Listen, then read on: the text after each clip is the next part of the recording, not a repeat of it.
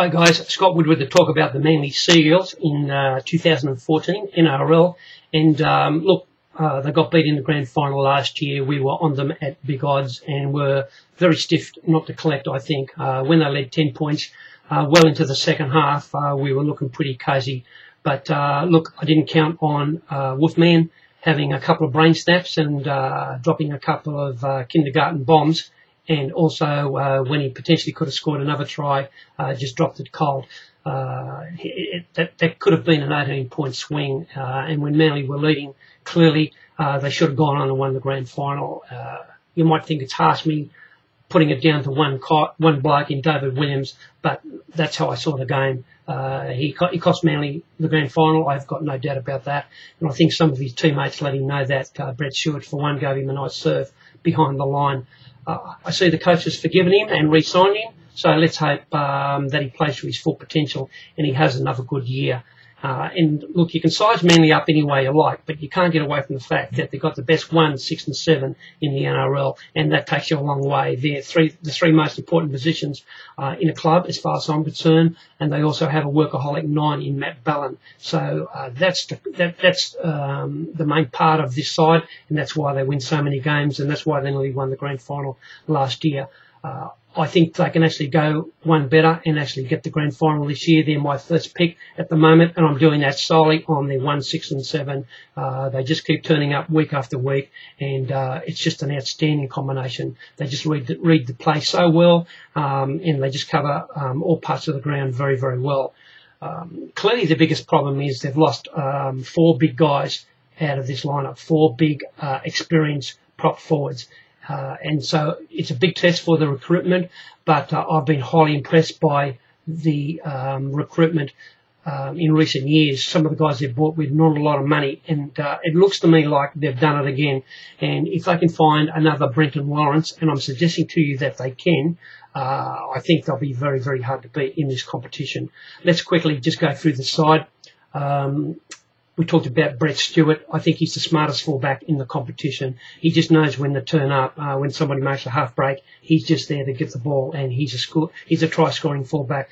But he also is very clever the way he talks behind the line, and he helps the forwards, whether they move right, left, go forward, come back. He's very, very important, probably the most important guy in the side. If he happens to be out for State of Origin duties, this year, they're going to be in a lot better shape than they have been. They used Peter Hiku last year. I don't know if they'll do that again. He went from strength to strength last year, and I was very impressed with what I saw. I certainly would have been playing him on the wing. I think he should be starting. He's that good and he's that promising. I think he should be starting. But we saw a little bit of young Clinton Gutherson last year. In round 26, and he's certainly highly promising, and I would have no problem with him coming in and playing number 1 if Brett Stewart happens to be out for the start of Origin or even injured. Jorge Taufua, we saw him in the World Cup. He's outstanding. The centres, Steve Matai and Jamie Lyon, are both world class. David Williams, we talked about, Keiran Foran and Daly Cherry-Evans, the 6 and 7. We have talked about Brenton Lawrence. I thought was absolutely stunning last year, the way he come on. Yeah, you can't believe the Gold Coast have let him go. They were mucking about and playing him off the bench in bit pieces. But the Manly coaching staff realised how good he was, and they've turned him into a top class prop. And I think he wouldn't go straight playing in State of Origin. Brenton Lawrence, that's how good I thought he went. He's certainly the fastest prop forward I saw in the NRL last year, but he's also big and strong. They'll be looking forward to him to step up and take a lot of responsibility now that they've lost a couple of their big guys. One of the big pluses is they get their co-captain Jason King back.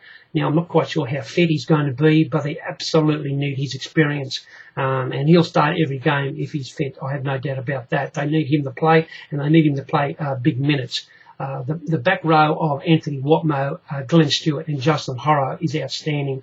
I rate Glenn Stewart the best second rower in the well, he's not in the Australian team. He was out injured, but if he was fitting well, he'd be straight in the Australian team as far as I'm concerned. I think he's probably the second best second rower in the world, only behind Sonny Blue Williams. He's so talented.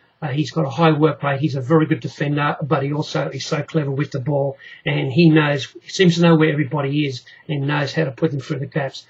He had a wonderful season last year. Glenn Stewart backing up after some off-season operations, and I can only imagine that he may even go even better this season. Justin Horo was a wonderful story for the Manly team, and they need to find a few more Justin Horos and Brenton Lawrence, and I'm confident they can. Some of the young guys that they got in their side, I'm expecting young James Hasson to come on. I liked what I saw of him last year. If you watched the under-20s last year, you couldn't be impressed by young Jake Trbojevic. I used to work with his father in another life, and it's a wonderful family, and he'd be very, very proud of his son, and I think you'll be seeing a lot of him in first grade this year. What a wonderful future he's got, Jake Trbojevic. Remember that name. Ligi Sao, I think is promising. Ben Musolino is promising. I hope he can get his injuries sorted out. Jesse Sene-Lefao, Dunamis Louis, did some good things for the Broncos. Michael Chee Cam, another guy that got injured last year, and I've got a high regard for him. He was outstanding in the under-20s, Michael Chee Cam, and I'm hoping that we can see him play a little bit of first grade in 2014. Tyson Andrews, Josh Darling, they're guys that are full of promise. And obviously Jamie Buhrer, who Manly fans know and love. He'll be a standard off the bench every week, I would think. So, and look, I haven't even mentioned Tom Simons. Tom Simons makes an impact every time he comes on. He's very fast, big, and he's a very good guy to have off the bench. So it's quite a good-looking bench, and you only need one or two of those young guys that I just mentioned to put their hand up and say, hey, I'm a genuine first grader, and this is going to be a very wonderful Manly side. The starting 13 is as good as it gets. And if they can find some of these young guys to come on, they're just about going to go one step further than what they went last year and win this competition. Some of the things that I wanted to talk about, young Jaden Hodges is a promising young kid, plays hooker. I think he'll end up being a genuine first grade starter as a hooker, but he won't be starting in front of Matt Ballin, and Matt Ballin normally plays 80 minutes. But if the coach decides to only give him 60 or 70, I think you'll see Jaden Hodges come on and replace him, and you'll be very impressed by what you see. He's got all the skills, Jaden Hodges. Very, very tricky player, and looks a genuine first-grade player to me in years to come. Look, we can talk about Manly for a little while, but I like the coach. He's been there now for a few years. He's got a 62.5% win record, and people talk about Craig Bellamy and Wayne Bennett, and I don't think Jeff Turvey is very far behind him. He's certainly in that category as far as I'm concerned. He come in, took over Manly at a very, very difficult time after they've just won the grand final, and I don't think the club has gone backwards one little bit, and he's taken on some players and turned some unknowns into very good players. And I've already talked about Brenton Lawrence and Justin Horo. They just went from being off the bench players or not even being in a top 17 with other clubs to being starting players for Manly and being stars for Manly.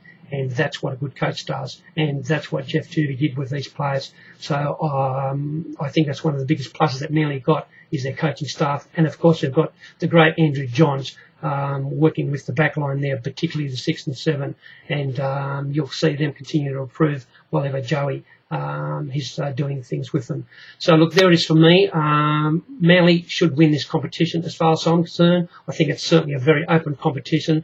I think the top 4 teams will be the teams to beat, but Manly are one of those. And with a little bit of luck with injuries and with a little bit of luck with bombs this year, I think they'll be very, very hard to beat. Good luck if you're a Manly Sea Eagles fan. Cheers.